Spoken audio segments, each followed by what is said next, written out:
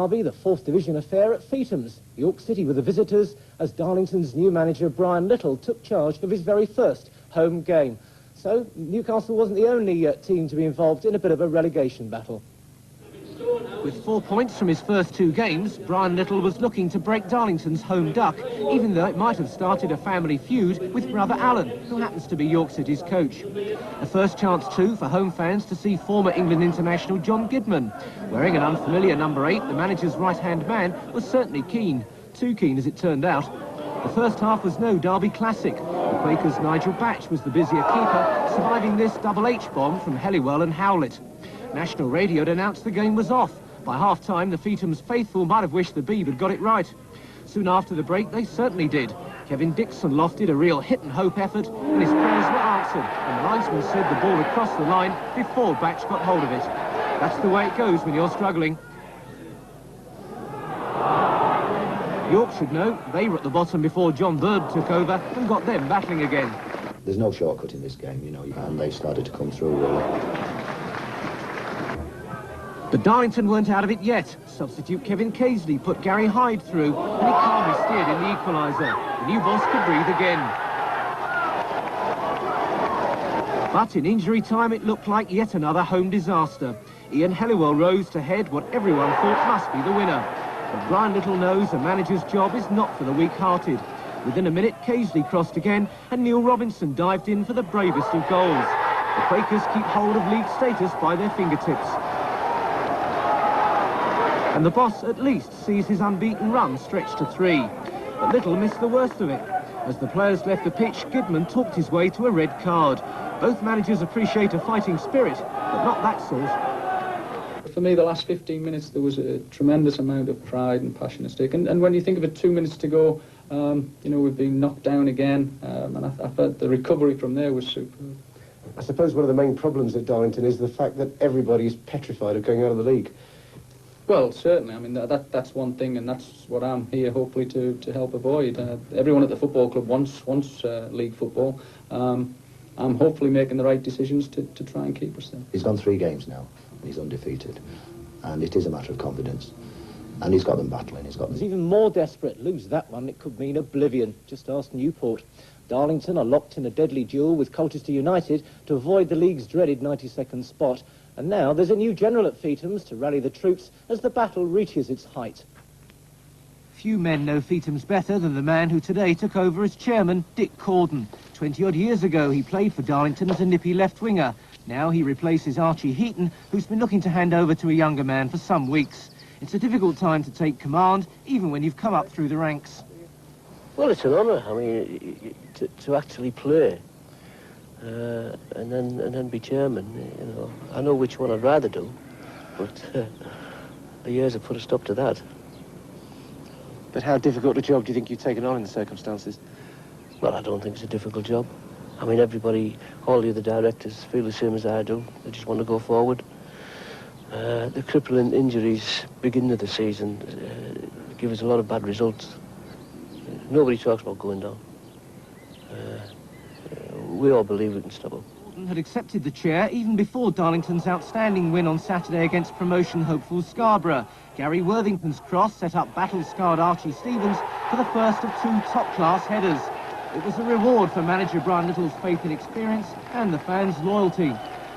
Straight after the break, John Gidman's corner found Stevens, and again there's no need to help the aged with Archie around.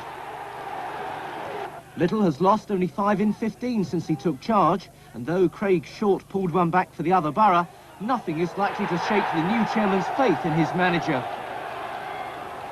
We've got to make sure Brian Little's still here, whether we go down or stop up or whatever. He's the man for the job. He's got to be here. The main thing is survival, and then plan for next season. But if the worst does happen, the plans will be exactly the same anyway. So that's an assurance to the people of Darlington then, yes. No matter what happens, this club's going on? Definitely. Well, hopefully it won't come to that, with 4 points to difference now at the bottom, but Colchester still with a game in hand. It might... The Quakers have to tighten their belts even further as they face up to next season in the GM Boxall Conference. At least on Saturday they had the chance to go out with a flourish at home to Carlisle. Darlington plan to give their loyal fans something to remember them by on their farewell to league football But the final chapter of this sad tale was to have a familiar storyline. Keeper Mark Prideaux's error let in former Middlesbrough striker Paul Proudlock with a simple header as early as the 7th minute. The Quakers managed to revive some fighting spirit to equalise when the Carlisle defence failed to clear from Kevin Casely's free kick, allowing Paul Dyson to crash in an unstoppable volley from close in. But they were on level terms for just 4 minutes before Carlisle caught the hapless Prideaux napping again. Paul Gorman bent his 25-yard free kick over the wall and inside the post with the keeper stranded. The agony didn't stop there. Proudlock struck again 2 minutes before half-time, his volley seeming to come literally from nowhere. 9 minutes after the break, Darlington salvaged some pride with Archie Stevens heading powerfully in from a corner. But that was to be their last defiant act as a 4th Division club. There were emotional scenes as the final whistle was blown on the Quakers' 68-year league career. Manager Brian Little left his players to take what consolation was going at the end of this miserable season. It was a time for brave smiles and determined words. But when league football returns to Feetham's again is anybody's guess. The old 3rd Division North have lost their Football League place after 68 years. They needed to win at Scunthorpe to avoid relegation to the Vauxhall Conference, but they lost 5-1. Glanford Park, Scunthorpe, the Football League's first new stadium since 1955, and where today the league's 92nd club knew anything other than a victory would mean the end of their league status. With livelihoods at stake, there was no doubting their single-minded determination in a lively first half. But Scunthorpe, requiring a win themselves to maintain their hopes of an automatic promotion place, were not in a charitable mood. And when Tony Dawes put them in front, Darlington's life-saving job looked ominous. In the second half, Darlington gambled, but it turned into a nightmare. They conceded 4 goals in the space of 13 minutes, the first from Kevin Taylor.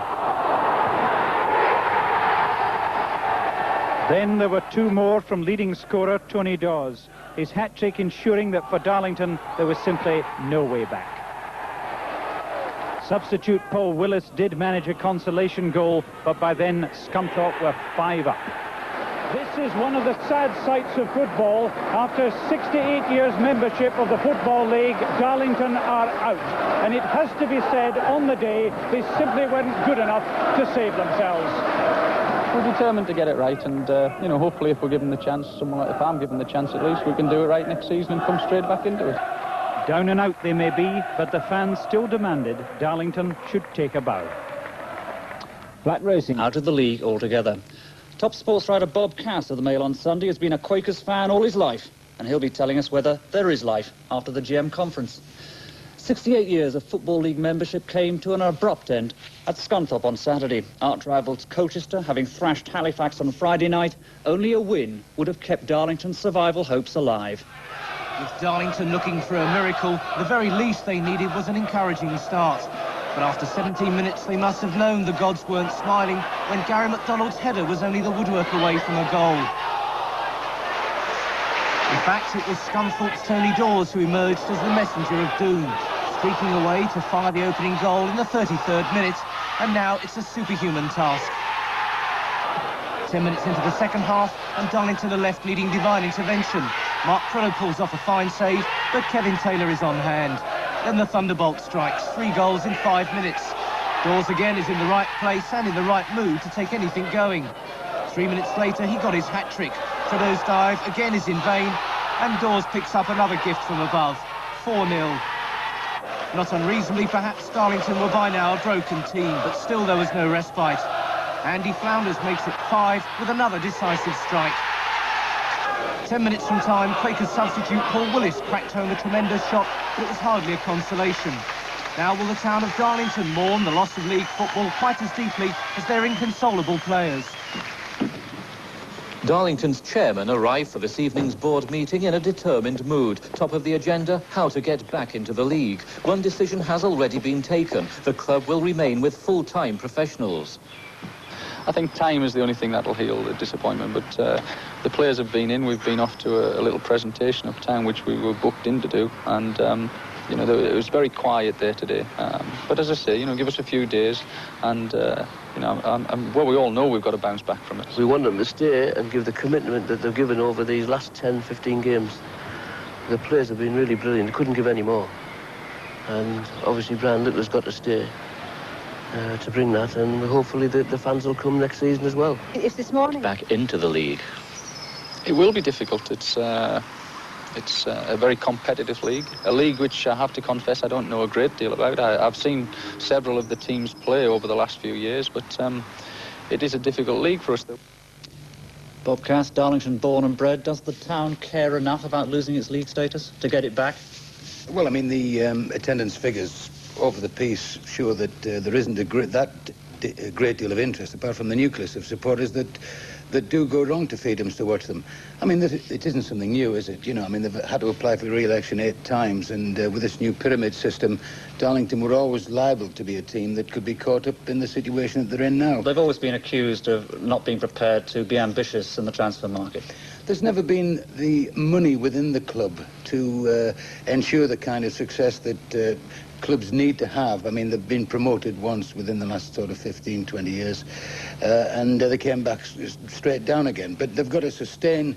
Brian Little actually he's got his feet on the floor, and I think in him they've got the best chance of coming straight back because he's a realist, he's hungry, and they've got a chairman who is the same. And I think that with those factors behind them, they maybe can't come back. They're being replaced, of course, by the GM Vauxhall Conference champions Maidstone. Now, they're an ambitious club. They've got a Geordie chairman in Jim Thompson. They're going to spend, I gather, £100,000 on ground improvements. Now, ironically, of course, they don't have their own ground at Maidstone. Here they are getting the championship trophy, Maidstone, but they actually play their games at Dartford, 18 miles away. What do you think about that, Bob? Well, I think the pirates, the mercenaries, they're moving around from ground to ground. I mean, Dartford have said that they're going to be selling their ground within 3 years anyway, and they're going to be moving to a new ground. Are they going to take Maidstone with them? And then Maidstone are saying that they're going to think about becoming North Kent United. Will the Football League, do you think, accept their application? Because there are some doubts. Well, there are, and there's a growing move to have a close look at Maidstone's application. I think it's a bit late now, but at the same time, I think that every move has got to be made to make sure that the people in football know exactly what the situation is at Maidstone. And at least at Darlington, you've got their own ground, a nice ground, and hopefully if they do get some sort of reprieve, that the lesson will be learned. We'll be talking again in a moment, Bob. But it's